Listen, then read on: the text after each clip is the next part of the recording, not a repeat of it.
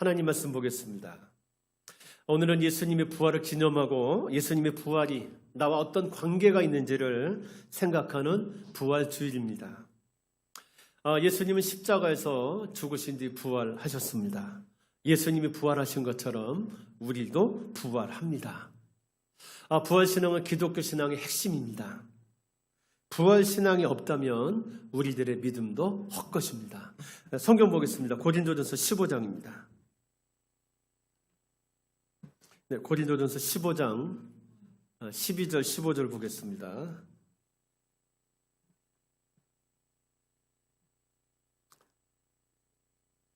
고린도전서 15장 12절에서 15절 먼저 보겠습니다.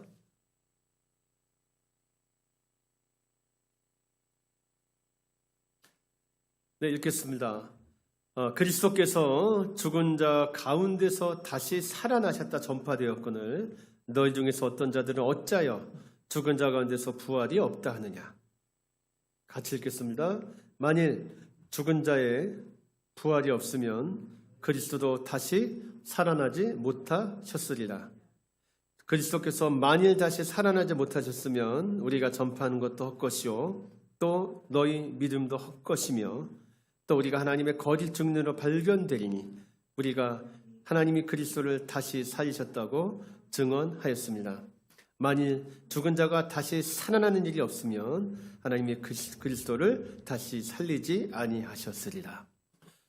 부활신앙은 기독교 신앙의 핵심입니다. 부활신앙이 없다면 우리들의 믿음도 헛것입니다.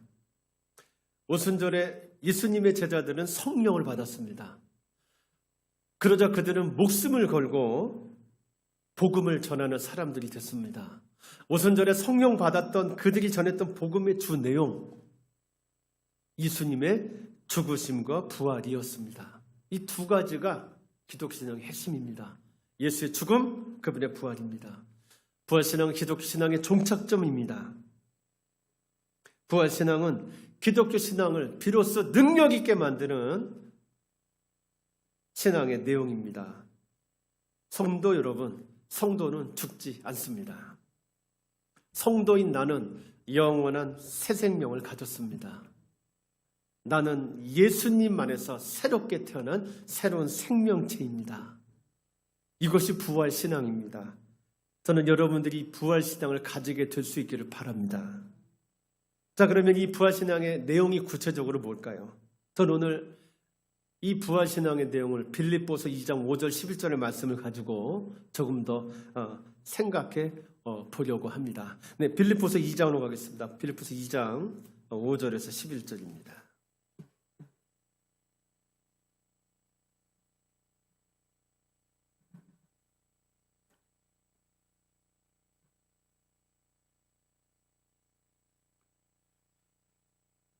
네, 2장 5절 11절입니다. 같이 읽겠습니다. 시작. 너희 안에 이 마음을 품으라. 곧 그리스도 예수의 마음이니. 자, 그리스도 예수의 마음에는 설명이 쭉 나옵니다. 시작. 그는 근본 하나님의 본체시나 하나님의 동등됨을 취할 것으로 여기지 아니하시고, 자, 하나님의 본체, 하나님의 권능. 자, 예수님이 그것을 포기했다는 얘기입니다. 자, 오히려 시작. 오히려 자기를 비워 종의 형체를 가지사 사람들과 같이 되셨고, 자, 하나님의 본체가 자기랑 비교할 수 있는 존재인 우리 종의 형체, 사람들의 모양으로까지 우리 내려오셨죠. 그 다음에 8절, 사람의 모양으로 나타나사 자기를 낮추시고 죽기까지 복종하셨으니 그 십자가의 죽으심이라. 자, 하나님은 자기의 본체, 자기의 권능을 포기하고 자기를 낮춰 결국 십자가에서 죽으셨습니다. 자, 이러므로, 이제 반전이죠. 9절 시작. 이러므로 하나님이 그를 지극히 높여 모든 이름 위에 뛰어난 이름을 주사 하늘에 있는 자들과 땅에 있는 자들과 땅 아래 있는 자들로 모든 무릎을 예수의 이름에 꿇게 하시고 모든 입으로 예수 그리스도를 주라 시인하여 하나님 아버지께 영광을 돌리게 하셨느니라. 아멘. 저는 이 말씀 가지고 부활신의 내용이 무엇인지 다시 한번 다른 차원에서 말씀드리겠습니다. 여러분, 예수님의 삶은 목적이 뚜렷한 삶이었습니다. 예수님의 인생이라는 화살은 날아가는 방향과 관역이 정확했습니다. 예수님의 인생이라는 화살은 아무데나 이렇게 막 쏘아진 화살이 아니었습니다. 예수님의 인생이라는 화살은 정확한 관역을 향해서 날아가는 화살이었습니다. 예수님이 살아가는 이유, 인류 구원을 위해서였습니다. 예수님의 인생이란 길은 우리 인생처럼 방향을 찾아 헤매는 인생이 아니라 인류 구원이라는 방향을 향해서 활짝 열린 그러한 길이었습니다. 하나님은 인간 구원을 위해 당신의 아들 예수를 이 땅에 보내셨습니다. 이 땅에 오신 예수님은 그 아버지의 뜻에 철저하게 순종하는 삶을 살았습니다. 이 삶을 우리는 공생애라고 합니다. 예수님의 삶은 목수의 아들이라는 한 개인의 삶인 동시에 메시아로서 인류 전체를 대표하는 그러한 인생이었습니다. 예수님은 인간이 주인 되는 종교가 아니라 하나님이 주인이 되는 삶을 전하러 오신 분이셨습니다. 예수님은 하나님을 아버지로 해서 살아가는 삶은 어떤 삶인지 그것을 드러내는 모델이었습니다. 예수님은 인간 중심의 종교적 삶이 아니라 하나님을 아버지로 하는 인생이 어떤 모습이어야 되는지를 생생하게 보여주는 살아있는 모델이었습니다. 예수님은 종교의 창시자가 아닙니다. 예수님은 이 땅에 하나님의 자녀는 어떻게 살아야 되는지를 보이러 오신 하나님의 아들이셨습니다. 그래서 예수님은 공생애를 시작하는 순간부터 인간 중심이 되어 있던 유대교와 계속 부딪혔습니다. 말하는 순간부터 예수님의 가르침은 유대교와 정면 충돌하기 시작했습니다. 예수님은 종교가 아니라 생명의 삶이 무엇인지를 보이러 오셨기 때문이었습니다. 예수님은 유대교의 권력자들에게 감시받고 공격당했습니다. 그들에게 죽음의 위협을 당하기도 했습니다. 그런데 한편 예수님의 공생애는 성령의 굉장한 능력이 나타나는 시간이기도 했습니다. 예수님은 단기간에 급부상한 신흥 예언자였습니다. 그 당시 여러분 역사 기록을 보면 유대 땅에 예수님처럼 그렇게 능력을 행하면서 다니는 예언자들이 여럿 있었다고 합니다. 예수님은 그런데 단기간에 그냥 입을 열자 복음을 선포하자마자 급부상한 신흥 예언자였습니다. 서서히 눈에 띈 사람이 아니라 갑자기 나타난 능력 때문에 급부상했던 사람이었습니다. 많은 사람이 이스라엘 역사에서 가장 훌륭한 선지자라고 칭송에 맞지 않는 엘리의 화신이라고 여길 만큼 예수님은 대단한 능력을 베푼 사람이었습니다. 그는 예수님은 귀신을 쫓았고 많은 병자를 낫게 했습니다. 저 사람 엘리야가 다시 태어난 거 아니야 라고 여길 만큼 예수님은 대단한 능력을 베풀었습니다. 약 3년에 거친 예수님의 공생애는 무척 화려했습니다. 많은 사람이 주목하고 따라다니며 반대로 많은 사람이 주목하며 반대하는 인생이었습니다. 어쨌거나 예수님의 공생애는 어디를 가든지 많은 사람들이 주목하는 일단 화려한 인생이었습니다. 예수님의 공생애는 환하게 핀 꽃이었습니다. 3년 내내 어디를 가든지 예수님은 조용히 있을 수가 없었습니다. 예수님의 인생은 그렇게 화려했습니다. 그런데 예수님의 진짜 능력은 거기에 있지 않았습니다. 예수님의 제자들은 예수님의 능력이 거기에 있다고 생각했습니다. 떡 5토막, 떡 5조각, 물고기 2토막으로 5,000명을 먹이고도 12광저리를 남기는 그 능력에, 물로 포도주를 만드는 그 능력에, 죽은 나사로를 살리는 그 능력에, 많은 병자를 고치는 그 능력에, 38년 된 병자를 일으키는 그 능력에, 그런 것들에 예수님의 능력이 있다고 여겼습니다. 그런데 예수님의 진짜 능력은 거기에 있지 않았습니다. 예수님의 진짜 능력은 많은 사람들이 환호하고 대단하다고 여기는 그 일을 하는 것으로 나타나지 않았습니다. 예수님의 진짜 능력은 오늘 빌립보서를 본 것처럼 자기의 힘을 포기하고 하나님의 뜻을 순종하는 일에서 나타났습니다. 꽃이 져야 열매가 맺힙니다. 예수님이 계속 화려한 꽃으로만 피어 계셨더라면 열매는 맺히지 않았을 것입니다. 예수님이 화려하게 피어 있고 십자가에서 죽지 않으셨더라면 부활이라는 열매는 맺히지 않았을 것입니다. 예수님의 진짜 능력, 자기를 죽기까지 낮출 때 나타났습니다. 예수님의 참 능력은 하나님의 뜻대로 자기를 보내신 아버지가 원하시는 대로 아무 죄가 없는데도 십자가에서 무기력하게 인간의 죄를 지고 대신 죽을 때 나타났습니다. 예수님이 신의 권능을 포기하고 예수님이 하늘의 군대를 불러내려 자기를 체포하는 사람들을 없앨 수 있는 그 능력을 포기하고 그들에게 붙잡히고 모욕당하고 질질 끌려가고 자기의 힘을 포기당하는 그 순간에 비로소 예수님의 진짜 능력이 나타났습니다. 꽃이 지자 열매가 맺혔습니다. 꽃이 지지 않으면 열매는 맺히지 않습니다. 꽃이 지자 열매가 맺혔습니다. 예수님이 십자가에서 돌아가시자 역사 내내 그 어떤 인간도 하지 못했던 일이 일어났습니다. 예수님은 자기의 힘을 포기하고 자기를 낮추는 일로, 오늘 성경 보면 자기를 비워 종의 형체를 가지는 그 일로 예수님은 그 어떤 인간도 해내지 못했던 일을 해내셨습니다. 바로 부활이었습니다.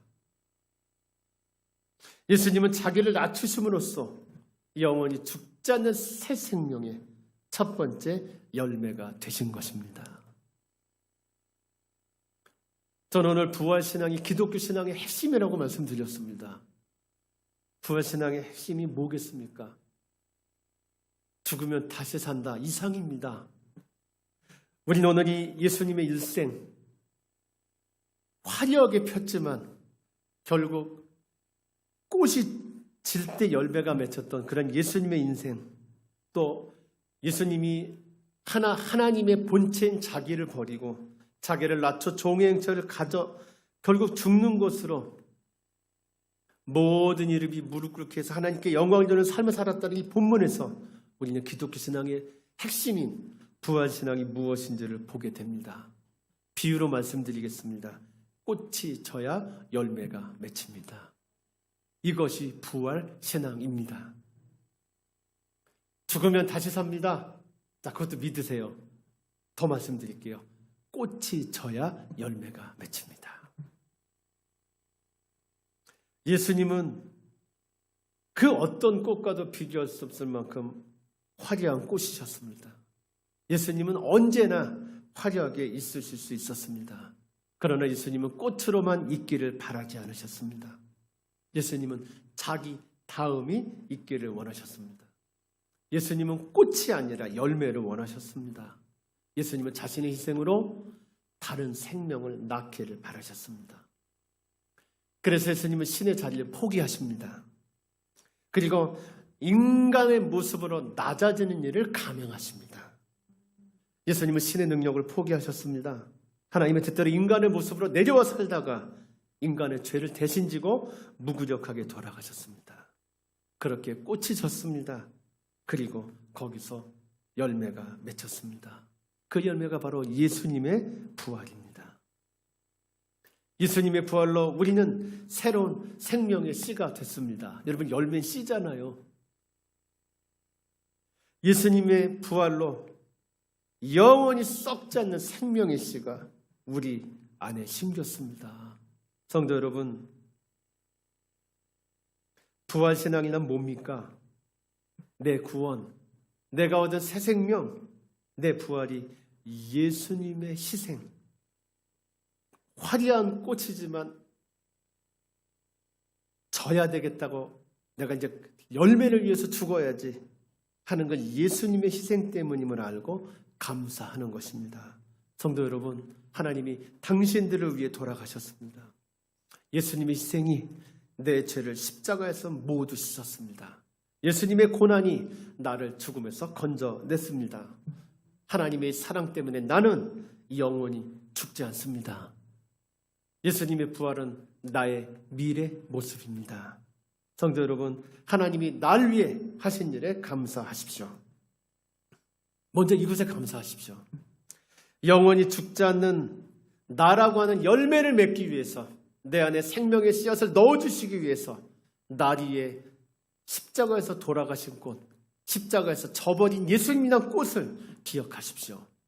이것이 부활신앙의 첫 번째 내용입니다. 여러분, 그것을 기억하십시오. 여러분, 두 번째 적용입니다. 우리도 예수님처럼 누군가를 위해 지는 꽃이 되어야 한다는 것을 기억하십시오. 이게 교회에 다닌다라는 말의 뜻이라는 거 마음에 새기십시오. 나도 누군가를 위해 지는 꽃이 되어야 된다. 기억하세요. 참 부모는 자녀를 위해 고난도 마다하지 않습니다. 진짜 부모요. 누군가를 사랑하게 되면 기꺼이 상대를 빛나는 바탕이 되려고 합니다.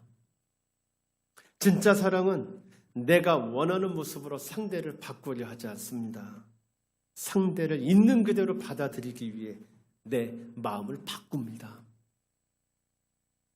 예수님은 우리를 위해 이 일을 하셨습니다.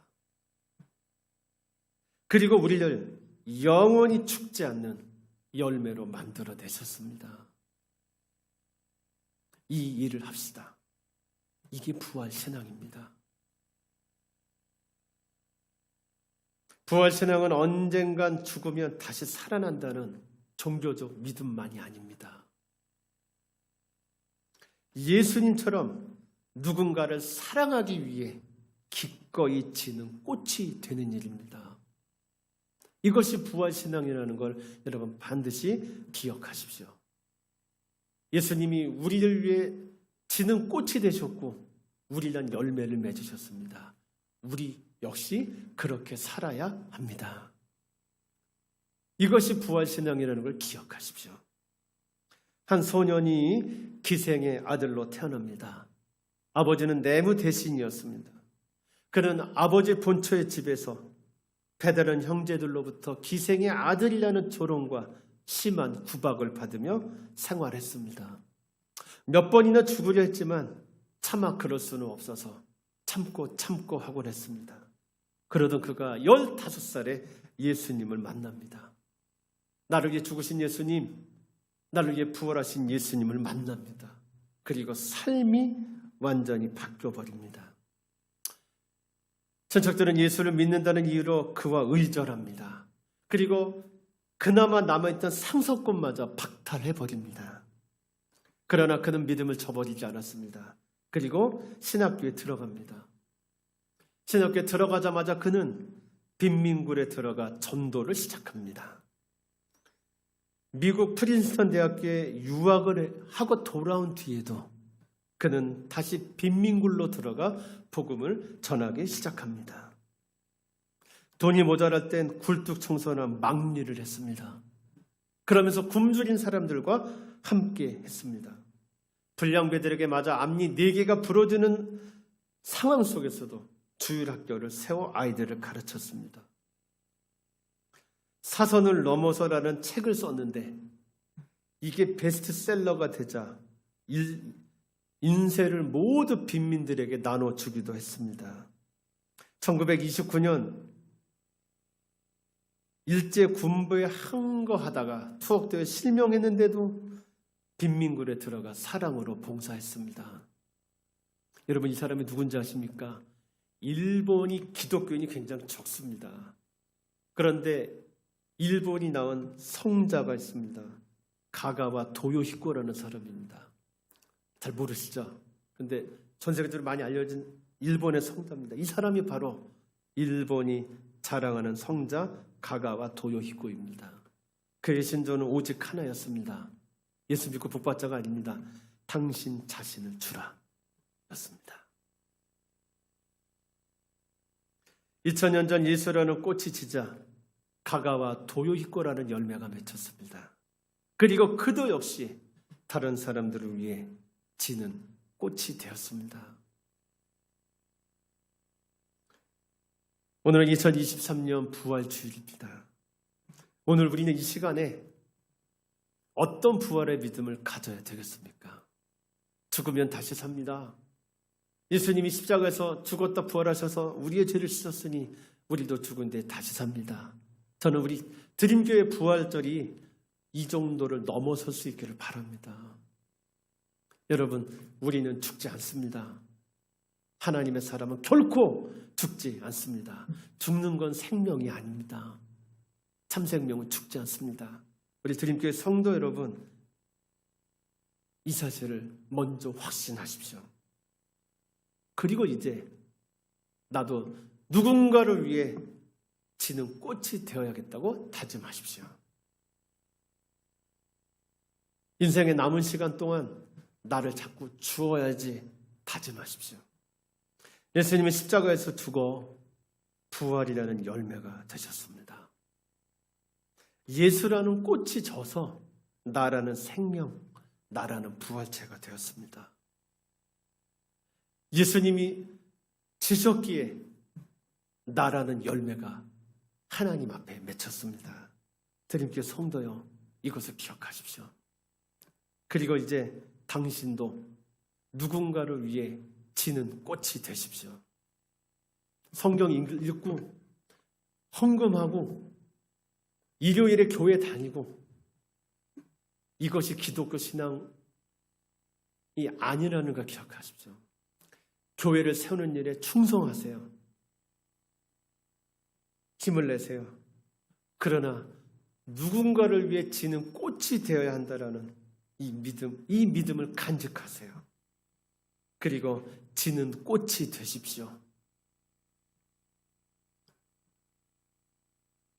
자기의 힘을 포기하고 우리를 받아들이기 위해 자신을 바꾸셨던 예수님처럼 누군가를 사랑하기 위해 나를 죽이는 그런 사람이 되십시오.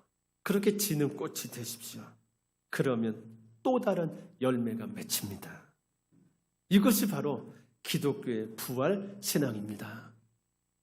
드림교회 성도 여러분, 이 부활 신앙 안으로 뛰어드는 여러분들이 되시기를 축복합니다. 봄꽃이 환하게 폈다가 봄꽃이 졌습니다. 이제 봄나무는 곧 아름다운 열매로 이 세상을, 하나님이 창조하신 이 세상을 채울 것입니다. 우리 드림교회 성도여, 당신이라는 꽃이 져서 새로운 열매가 태어날 수 있기를 기도합니다. 우리는 죽지 않습니다. 이 믿음이 있을 때 우리는 비로소 다른 이를 위해서 죽는 꽃이 될 수 있습니다. 이 믿음으로 다른 이를 위해 죽는, 그렇게 부활신앙이 교리적인 신앙을 넘어 내 삶이 되는 그런 은혜가 우리 모두에게 있기를 축복합니다. 꽃은 지고 열매가 맺혔습니다. 이 부활신앙 안으로 뛰어드는 우리 모두가 될 수 있기를 예수 그리스도의 이름으로 축복합니다. 하나님,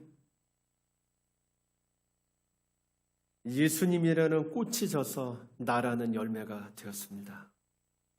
예수님은 죽어 부활하심으로 우리를 영원히 썩지 않는 새로운 생명의 씨앗으로 만들어 주셨습니다.